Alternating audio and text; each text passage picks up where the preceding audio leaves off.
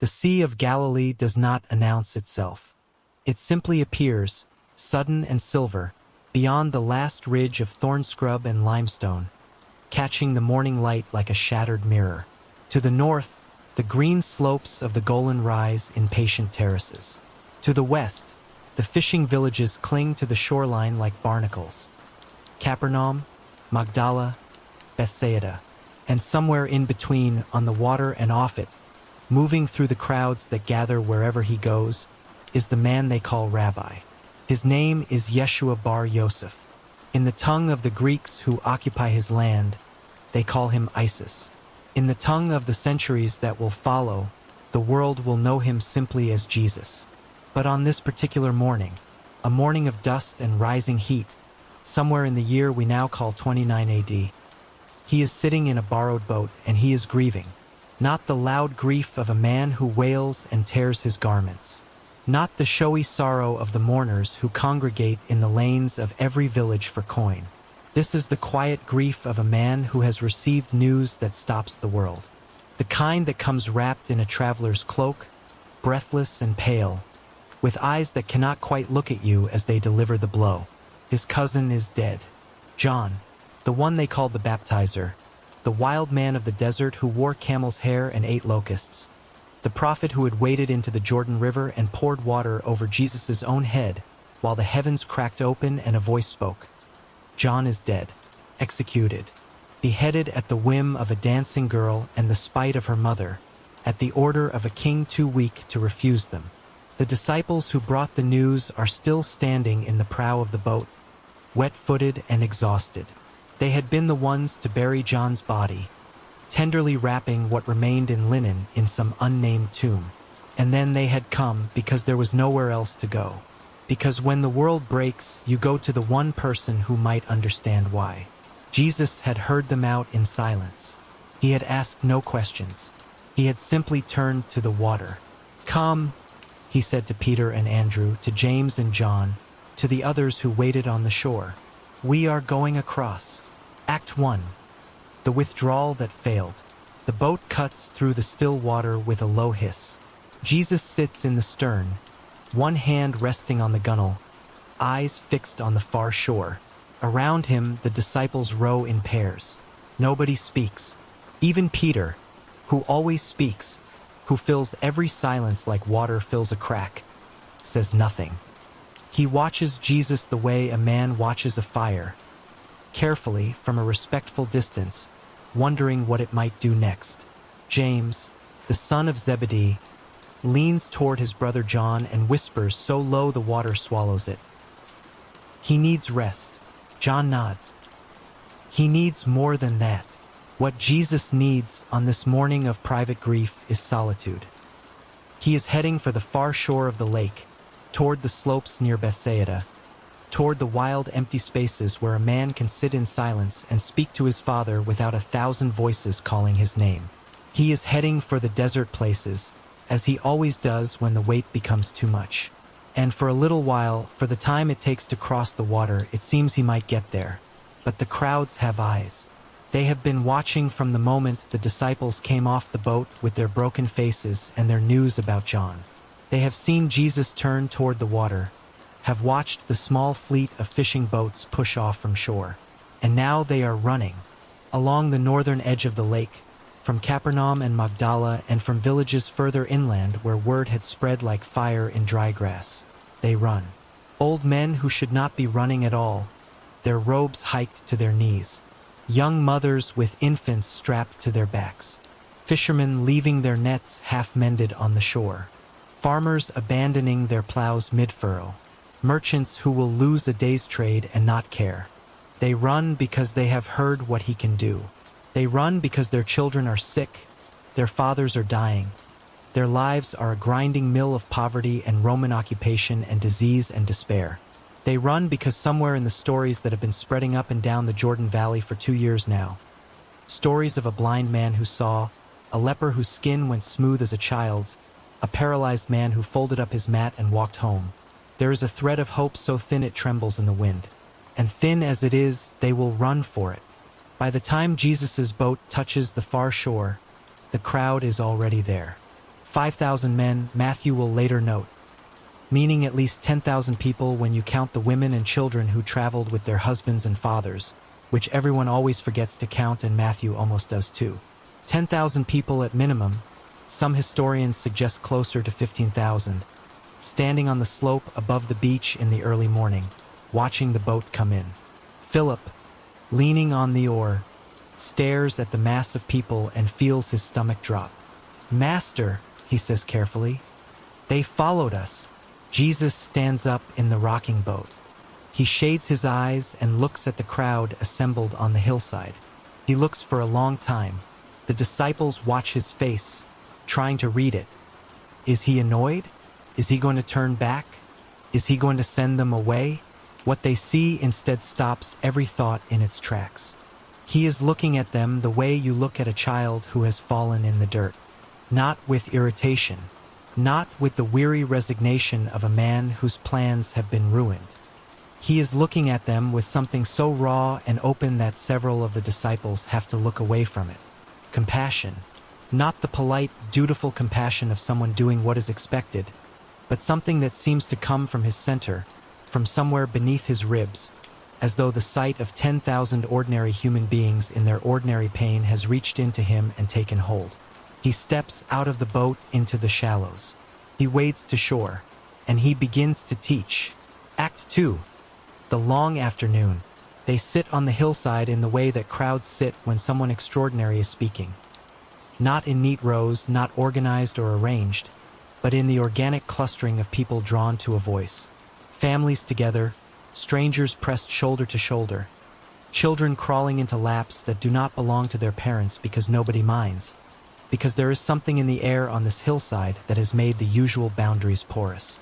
Jesus sits slightly above them on a natural ledge of rock, not elevated enough to be distant, just enough to be seen. He speaks without notes, without text, without the formal rabbinic apparatus of scroll and synagogue. He speaks the way a man speaks when what he is saying comes from somewhere he actually lives. He talks about the kingdom of God the way a shepherd talks about a lost sheep. Not as theology but as story, as panic, as the desperate counting and recounting of the flock until the missing one is found and the relief is so enormous that you call all your neighbors to celebrate. He talks about it the way a woman talks about a lost coin, overturning furniture, sweeping every corner, not resting until the glint of silver catches the light and then laughing out loud in her empty house. He talks about the poor and calls them blessed, and the people listening, most of whom are poor, feel something strange happening in their chests. Not the cheap comfort of being told their suffering doesn't matter, but something more like being seen. Being told that the world has it backward, that the ledger they have been measuring their lives against is false, and there is another ledger, and on that one they are not at the bottom. He heals as he teaches. A paralyzed boy is carried through the crowd on a makeshift stretcher, his father weeping silently, and Jesus interrupts himself mid-sentence to lay hands on the child. The boy's legs, which have not moved since he was 3 years old, begin to tremble, then to shake. Then the boy is sitting up, grabbing his own knees in wonder, and the people around him are screaming. Not the frightened scream of a crowd that has seen something impossible, but the uncontrollable scream of people who have been ambushed by joy. A woman who has been bleeding for 12 years, who has spent every coin she owned on physicians who could not help her, who is technically unclean under Jewish law and should not be in this crowd at all, who has spent 12 years being a ghost in her own community, presses close enough to touch the hem of his robe. She doesn't ask. She is too tired to ask. She just touches, and something leaves him and enters her, and she stops bleeding for the first time in 12 years and goes very still in the middle of the crowd, not quite believing her own body. The afternoon wears on. The sun arcs westward. Nobody leaves. This is the part that the disciples will later struggle to explain. Not the miracles, though those are hard enough to explain, but the sheer duration of it.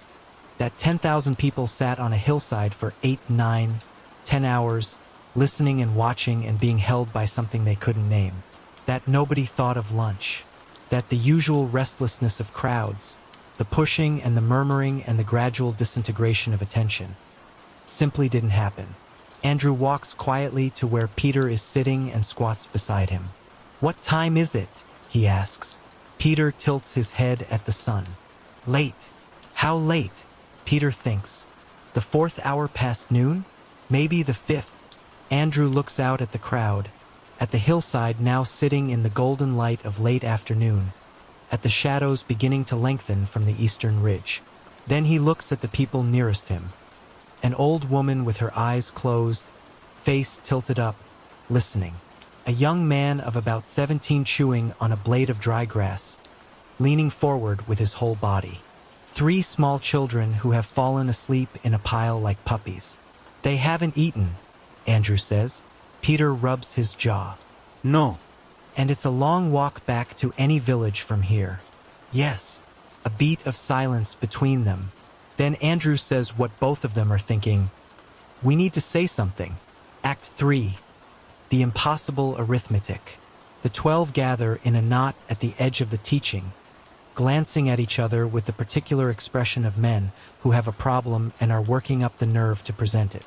It falls, as it often does, to Philip, who is practical, organized, always the one thinking about the logistics, to speak. He waits for a pause in the teaching, a natural breath between one thing and the next, and steps forward. "Rabbi," he says, and Jesus looks at him with attention. "It's getting late. The sun is going. This is a remote place, and there's nothing here, no market, no bakery, no inn. You should send the people away so they can go to the surrounding villages and buy themselves something to eat before dark." It is a reasonable statement. It is the only reasonable statement available. It is, by all ordinary standards, the correct and compassionate thing to say. And Jesus looks at Philip with that look, the one that means he is about to make the reasonable statement seem much smaller than it appeared, and says, "They don't need to go away. You give them something to eat." Silence. Philip blinks. Then he looks at the crowd spread across the hillside. He is a man who thinks in numbers. This is his gift and his torment. He runs the calculation automatically, the way a merchant runs the calculation when he sees a crowd, the way his eyes have been doing it all afternoon without his permission. 10,000 people minimum. Conservatively, each person needs 200 denarii worth of bread to even begin to feel fed. A laborer earns 1 denarius a day. 200 denarii is 8 months' wages. 8 months' wages. 200 denarii would not buy enough bread for each person to get even a little, Philip says, as carefully as a man diffusing a misunderstanding. Jesus is not looking at him anymore. He is looking at the crowd with that expression again, the one that is doing something to the air, thinning it somehow. Then he says, quietly to all of them, "How many loaves do you have? Go and see." The disciples look at each other. This is the moment that separates the kind of faith that talks from the kind that walks. Several of them turn immediately to the task, moving through the crowd, asking quietly, searching. Peter walks in one direction, James in another. Andrew heads toward the outer edge of the crowd, working his way through the sitting families, stopping here and there to ask. He finds the boy near the water's edge. Act 4. The boy with the basket. His name is not recorded anywhere. Not in Matthew, not in Mark, not in Luke. Only John notices him at all, and even John gives him no name, no age, no origin. He is simply a boy, a small figure at the edge of an enormous story. He is perhaps 10 years old, perhaps 12, old enough to have been allowed to make the walk to the lakeshore alone, young enough that his mother packed him a lunch. He has been sitting near the water for most of the afternoon, not far from where the boats are beached, with a small basket in his lap. He has been listening to the teaching from a distance, too shy or too small to press into the middle of the crowd. In the basket, 5 small barley loaves. Not wheat. Barley is the grain of the poor, the cheap grain, the grain that makes bread so dense and coarse it barely qualifies as bread. 5 small loaves and 2 dried fish, the kind of lunch a mother packs for a growing boy when she is thinking about whether it will be enough to get him through the day and deciding it probably will be. Andrew finds him here. Andrew, who is not the famous one. Not his brother Simon Peter, who will become a legend, not John, who will write a gospel, not Judas, who will become an archetype of betrayal. Andrew is the quiet one. the connector, the one who always seems to find the person no one else is looking for. He crouches down in front of the boy, who looks up at him with the wary alertness of a child who has been approached by a stranger. "What have you got there?" Andrew asks. The boy looks at his basket, back at Andrew. He is weighing something, the cost of honesty against the instinct to protect what is his, against something else he can't quite name yet. Some feeling that the question means something it doesn't appear to mean. 5 loaves, he says, and 2 fish. Andrew looks at the basket. He looks at the boy. He looks back at the hillside covered in 10,000 people. He is a fisherman, not a philosopher. He does not traffic in the inexplicable. But he has spent 2 years watching inexplicable things happen in the vicinity of one specific person. "Would you be willing," he says carefully, "to give it to the rabbi?" The boy looks past Andrew toward where Jesus is sitting. He has been watching that figure all afternoon. Everyone has been watching that figure, and there is something in his face now that is not quite childlike. Something that is reaching toward a decision larger than his years. He holds out the basket. Andrew takes it gently. He straightens, holding the small basket in both hands, and walks back through the crowd toward Jesus. He is already composing the sentence in his head, already hearing how ridiculous it will sound. And when he arrives, he says it anyway. "There is a boy here who has 5 barley loaves and 2 fish. But what are these for so many people?" He says it the way a man acknowledges a joke he doesn't understand. Jesus does not laugh. He takes the basket from Andrew the way you take something precious. Act 5. The command that makes no sense. Have the people sit down. The disciples stare at him. Philip's mouth opens and closes.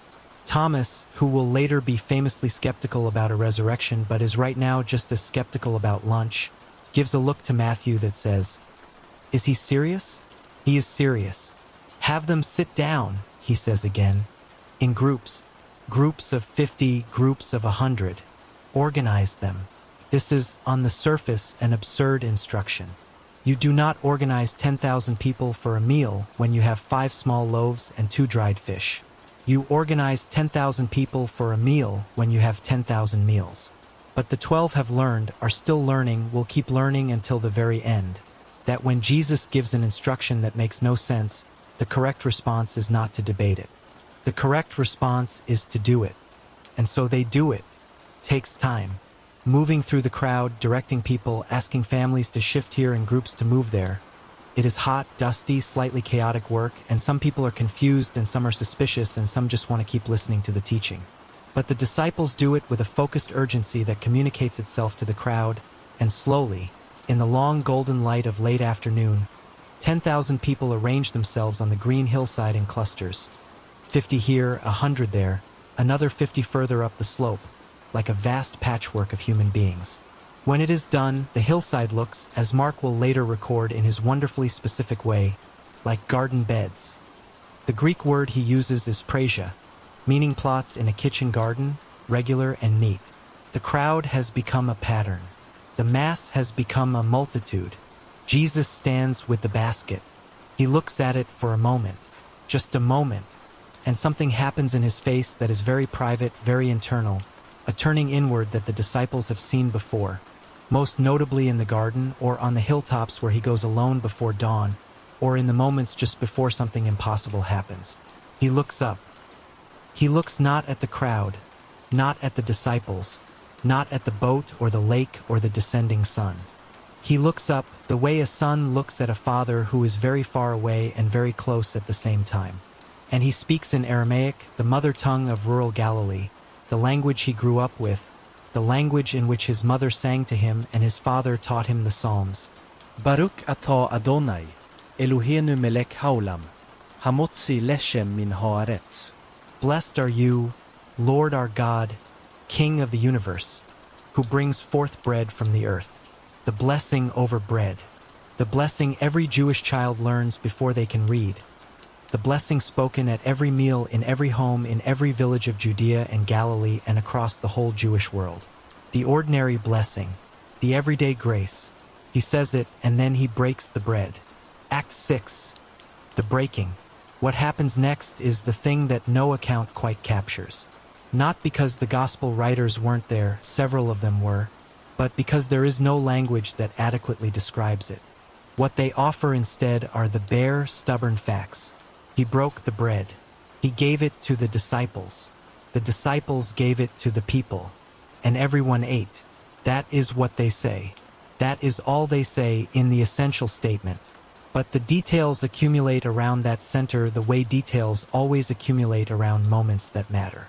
The disciples take the bread from his hands and carry it to the groups. They walk from cluster to cluster, from family to family, distributing. And the bread does not run out. This is the part that defies description. Not a dramatic explosion, not a visible multiplication. One moment there is a piece of bread, and then there is another piece where there was not one before, and it happens not with a flash of light or a divine announcement, but with the quiet persistence of water finding its way through stone. The disciples do not watch it happen. They are too busy distributing to watch.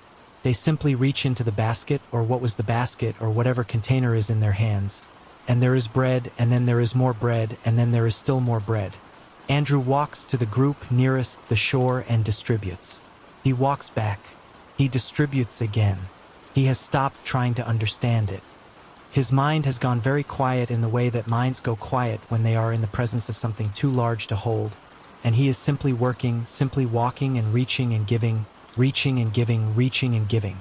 Judas Iscariot, who controls the money bag, who is perhaps the most practically minded of all of them, who will later choose practical ends over impossible loyalty, stands for a long moment near the center of the hillside with bread in both hands and tears streaming down his face. He does not know why he is crying. He will not be able to explain it later. He will simply say that it was like being present at a creation, not the loud creation of thunder and lightning, but the quiet creation of ordinary things, ordinary bread, ordinary fish, given and given and given until there is nothing left to want. The fish too. The two small dried fish multiply alongside the bread, appearing and reappearing in baskets and on laps and in the hands of children who came hungry and now have more than enough. A woman near the top of the hillside who has been sitting all afternoon with a sick headache and has not been able to eat for 2 days takes a piece of bread from a stranger's hand and eats it and feels the headache leave her as though it were being lifted out through the crown of her head. She will tell her grandchildren about this for the rest of her life. A man named Tobias, a potter from a village 3 miles inland, who came this morning in a state of despair so complete that he had privately decided this would be the last thing he would try before giving up entirely on the idea of hope.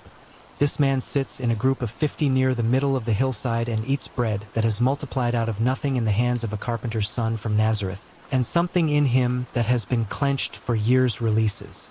He does not have words for it. He simply eats and watches the light on the water and feels, for the first time in a long time, that perhaps the world is not entirely what it appears to be.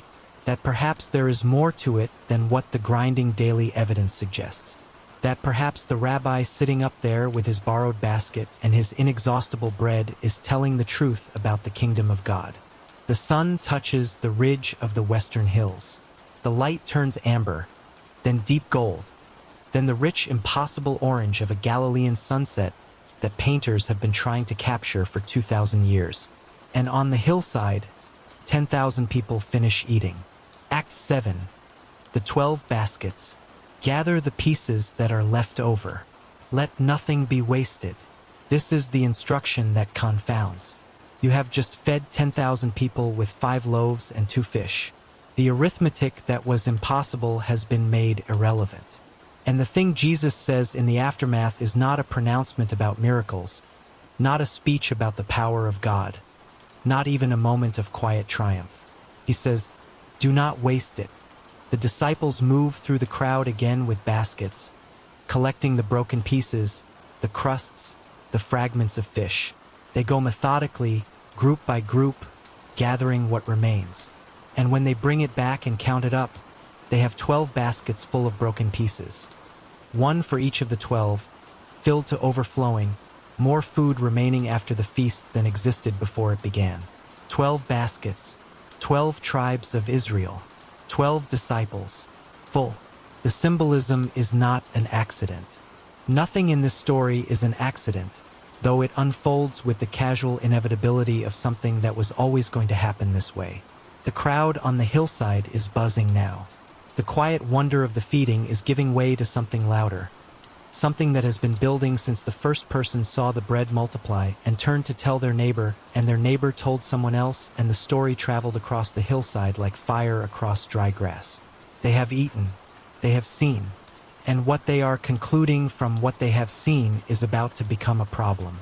Surely, one man says to another, loudly enough to be heard, "This is the prophet who is to come into the world." Others take it up. The prophet, the one Moses promised, the one they have been waiting for across the long centuries. Not just a prophet, either. They are making the connection that the disciples made months ago and are still grappling with. This is the Messiah. This is the anointed king they have been promised. This is the one who will drive out the Romans, restore the throne of David, make Israel great again. And he has just demonstrated that he can feed an army off 5 loaves and 2 fish. The energy of the crowd shifts from wonder to something that has an edge in it, something intentional.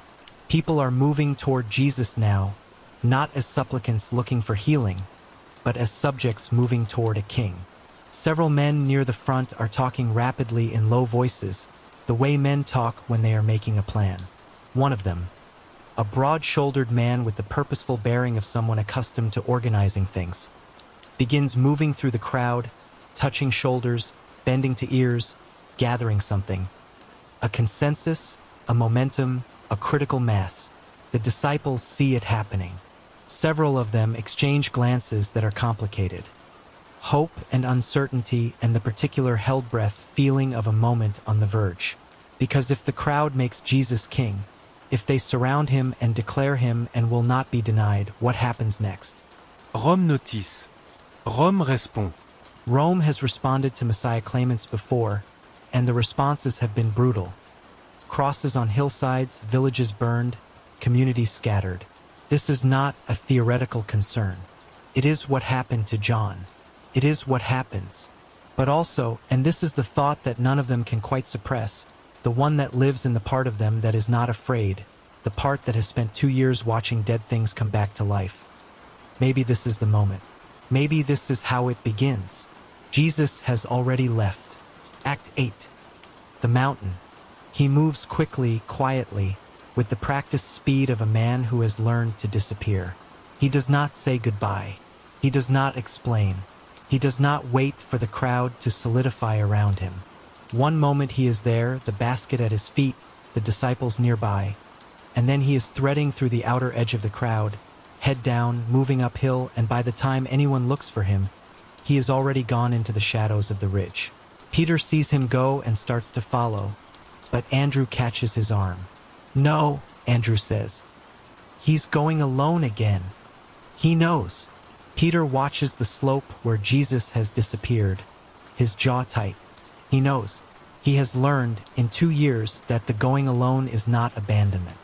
That the place Jesus goes when he withdraws up the hill is a real place, as real as the hilltop itself, and that he returns from it the way a man returns from drinking at a well. Quieter, steadier, refilled. But every time it is hard to watch him go. The crowd searches for a while. Men with torches moving up the slope, calling, getting no answer. Eventually the search thins and stops. The organized momentum, the plan to make him king, dissipates without its central figure, the way a wave collapses when it reaches the shore with nothing to drive it. The disciples make their way back to the beach in the last of the light. "What do we do?" Thomas asks. "He said to go ahead across the water," John says. "To Capernaum. He'll come." Thomas looks at the lake. The wind has picked up in the hour since sunset, churning the surface dark. "He'll come," he repeats, not as a statement of faith but as a question. "He'll come," John says again.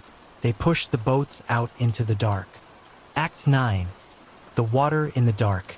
The storm comes up the way Galilean storms come up, without ceremony, without warning, as though the weather has been saving it for precisely this moment. What was chop becomes waves. What was wind becomes a howling pressure from the north that drives spray horizontally across the deck and makes every oil lamp in every boat gutter and die. The disciples row. They are fishermen, most of them. They know this lake the way they know their own hands. They know where the currents run and where the shoals are and how to read the color of the water in the way that men know things they learned before language. And they are afraid. Not of dying, though dying is a possibility that none of them is pretending is remote. They are afraid of the feeling in the water, the particular quality of this storm that is different from other storms. Something in the air that has electricity in it that is not lightning, a heaviness that is not just weather. Peter rose with his teeth clenched. His brother Andrew is across from him, back bent, pulling hard, not looking at the water. James and John are in the other boat, 50 yards ahead or behind, hard to tell in the dark and spray. Everyone is focused on the task of staying alive. 3 a.m, the 4th watch of the night, the worst hour.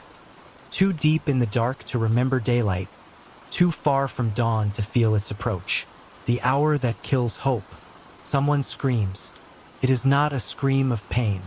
It is the specific scream of a person who has seen something that their mind is refusing to process. The sound that comes out when the gap between what is and what should be becomes too large to hold silently. Peter jerks around. There is a figure on the water. Not in the water, this is not a man swimming, not a body floating, not the trick of wave and moonlight that exhausted men sometimes mistake for shapes. This is a figure walking, upright, steady, moving across the surface of the water as though the waves are a road and the storm is nothing. Moving toward them. The boat erupts. A ghost! Someone shouts. It's a spirit. Row. Row the other way. Lord, save us. The figure on the water raises a hand. Take heart. It is I. Do not be afraid. The voice cuts through the storm with the clarity of a bell in fog. Not raised against the wind. Not needing to be raised. Somehow reaching everyone despite the wind. Entering the body the way cold water enters and wakes you. Peter knows that voice. Peter has been listening to that voice for 2 years. He knows every inflection of it, every register. He knows the voice that teaches and the voice that heals and the voice that prays and the voice that laughs. Peter has heard Jesus laugh at Peter's own jokes and at Philip's worst jokes, and at the occasional joke James makes that surprises everyone because James usually looks like he has never laughed in his life. He knows the voice. Lord. Peter calls out, and even in his own ears his voice sounds strange to him, coming from somewhere central, somewhere below the fear. Lord, if it is you, tell me to come to you on the water. A beat, just a beat, and then, come. 1 word, 1 syllable, and Peter, who is the most impetuous man in any room, who speaks before he thinks and acts before he plans, who will deny Jesus 3 times before the cock crows and weep as though his heart has been removed and run back across the miles between Jerusalem and Galilee. Peter swings his leg over the side of the boat. His foot meets the water, and the water holds. He stands on the sea. It is the most astonishing moment of his life, which has been a life of increasingly astonishing moments. He is standing on the water. He is walking on the water. He is doing the impossible thing in the middle of the impossible storm, and it is working. It is actually working, each step firm beneath his foot, the waves churning around him but not under him, not claiming him, the wind howling but not knocking him down. He is looking at Jesus. He is looking only at Jesus. He takes 3 steps, 4, 5. Then the wind hits him. Not harder than it was hitting him before. The same wind, the same storm, the same howling pressure from the north. But now he hears it, really hears it, in the way you hear a thing when you stop looking at the thing that makes you brave and start looking at the thing that makes you afraid. He hears the wind and he sees the waves and he sees how far he is from the boat and how far he is from the figure on the water and how alone he is in the middle of all this impossible water in the middle of this impossible night. And he sinks. Lord, save me. The hand catches his wrist before he goes under. Catches it and holds it with a grip that is absolutely steady, absolutely certain, and pulls him up, and Peter is coughing and gasping and the hand does not let go. You of little faith, Jesus says, not with anger, not with disappointment, with something that sounds almost like tenderness, the kind that a father uses with a child who has tried something beyond their reach and almost made it. Why did you doubt? They walk back to the boat together, Jesus' hand still on Peter's arm. They climb in. The wind stops, not gradually, not fading down over minutes. It stops.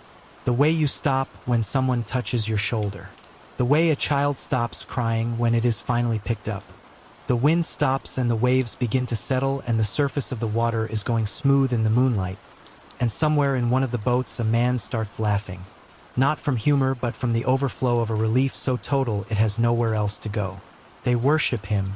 This is what Matthew records carefully, as though he cannot quite believe he is writing it. They worshipped him. Not the formal worship of the temple, not the liturgical gesture, but the spontaneous, overwhelmed, drop-to-the-knees response of people who have been brought to the edge of everything they can process and tipped over it. Truly you are the Son of God, they say, and Jesus says nothing. He just sits in the stern of the boat in the sudden silence, and the moon is on the water, and the boats move toward Capernaum. Act 10. The morning after. The next day is harder. This is always how it goes after the extraordinary. The ordinary comes back and it is heavier than before, because now you have seen something that makes the ordinary feel insufficient. The crowd finds him again. They've crossed the lake, determined and confused, tracking the boats that the disciples took without Jesus, trying to work out how he got across. And they surround him on the shore at Capernaum with the enthusiasm of people who want what they got yesterday. Rabbi, when did you come here? Jesus looks at them. He knows what they want. He has always known what everyone wants, which is both his great gift and the thing that makes him, at moments like this, very tired. You are looking for me, he says. Not because you saw signs, but because you ate the loaves and had your fill. This is not what they expected him to say. He says it without anger, without rebuke, even. He says it the way you say a true thing to someone you love, directly, clearly, because they deserve the truth more than they deserve the comfortable lie. And then he says the thing that will cost him most of the crowd by sundown. Do not work for food that spoils, but for food that endures to eternal life. He is not talking about bread anymore. He hasn't been talking about bread for a long time. He was never really talking about bread, or he was talking about bread the way a poet talks about a rose, meaning everything that a rose means and also meaning something beyond what any rose could ever mean. I am the bread of life, he says.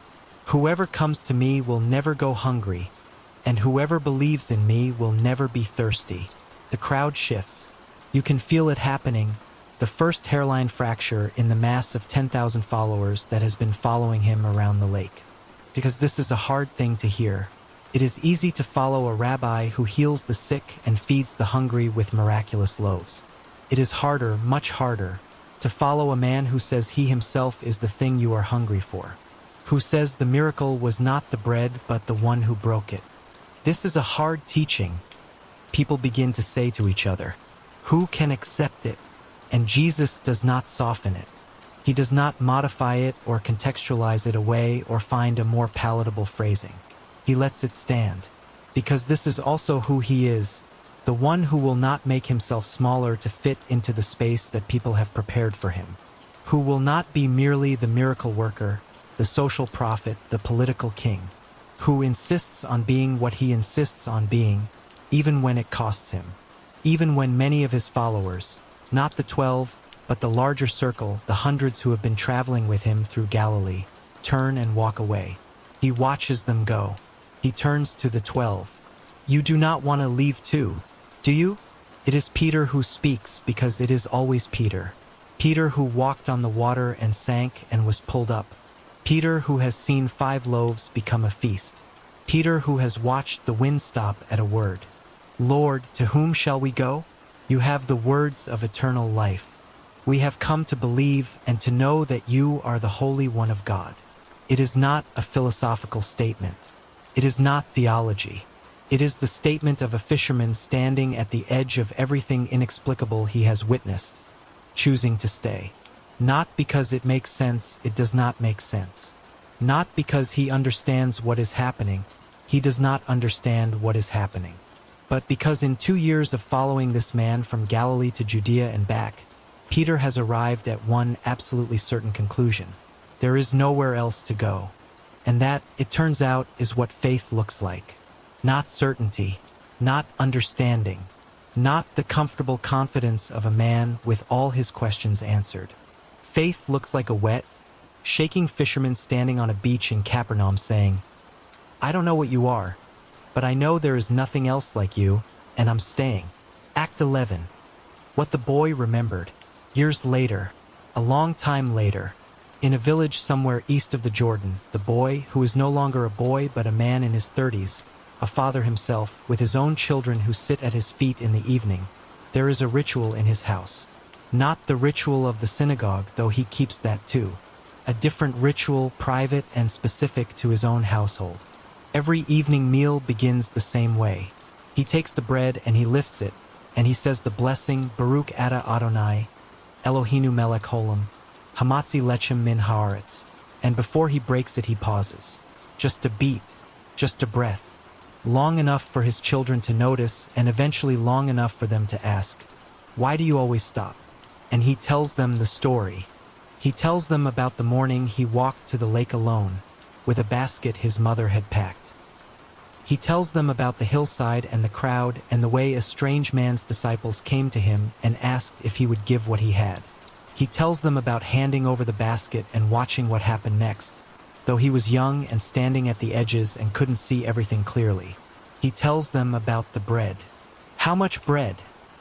His youngest child always asks, because children always ask the question they most want confirmed. "More than you could count," the man says. "More than I can explain. More than there should have been." "And you gave him your lunch?"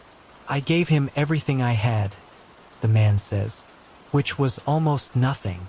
He looks at the bread in his hands, at the familiar ordinary miracle of bread, seed that becomes grain, that becomes flour, that becomes this, somehow, this simple thing that keeps humans alive. "And it was enough," he says. He breaks it. He passes it to his children. They eat. Epilogue. The hunger that remains. Here is what the story of the feeding of the 5,000 actually is. It is not primarily a story about bread. It is a story about what happens when ordinary human need meets extraordinary divine abundance.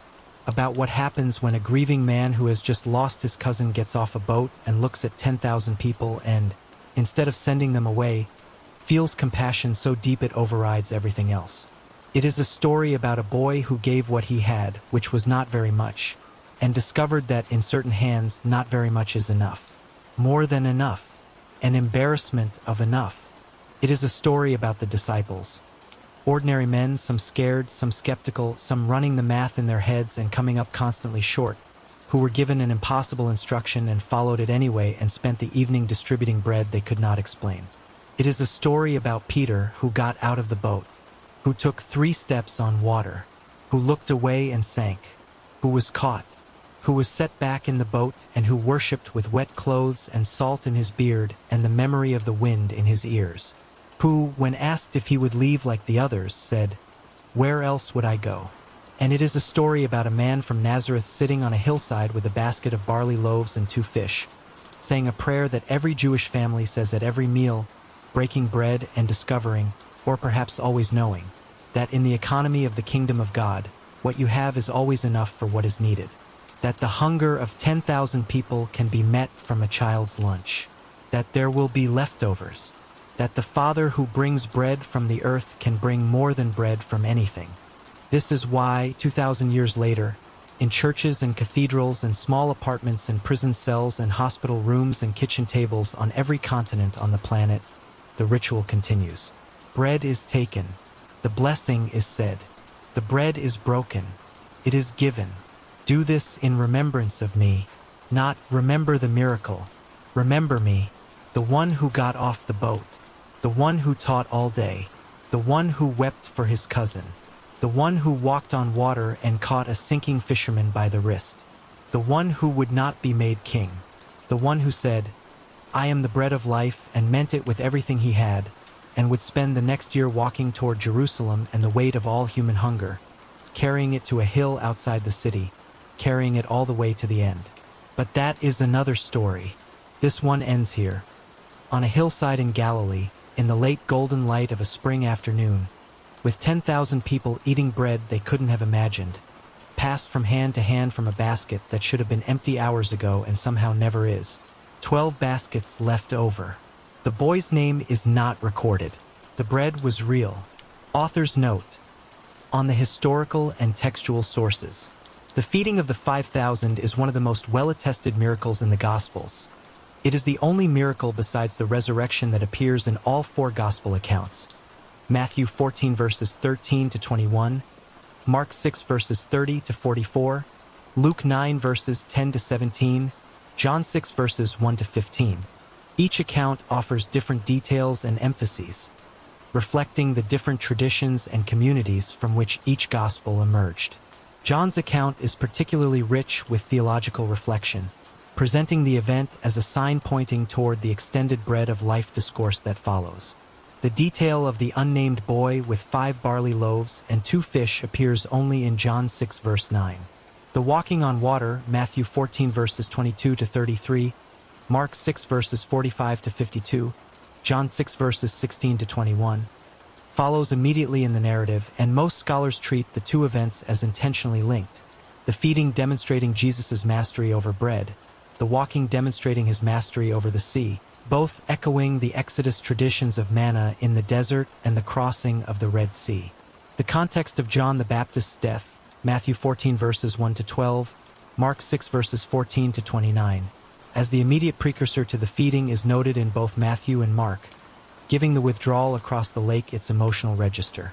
Jesus' grief is real in these accounts. His compassion for the crowd is described as overriding his desire for solitude. Peter walking on water appears only in Matthew's account, 14:28-31, a detail particular to Matthew's tradition. It is consistent with what we know of Peter's character across all the Gospels: impulsive, courageous, quick to act, quick to fail, quick to be restored. The unnamed boy offers a meditation on what the story consistently points toward. Not the spectacular, but the ordinary given over. 5 loaves, 2 fish, a child's lunch, and in the hands of the man who blessed it more than enough. When Jesus then lifted up his eyes, and saw a great company come unto him, he saith unto Philip, Whence shall we buy bread, that these may eat? And this he said to prove him, for he himself knew what he would do. John 6 verses 5 to 6.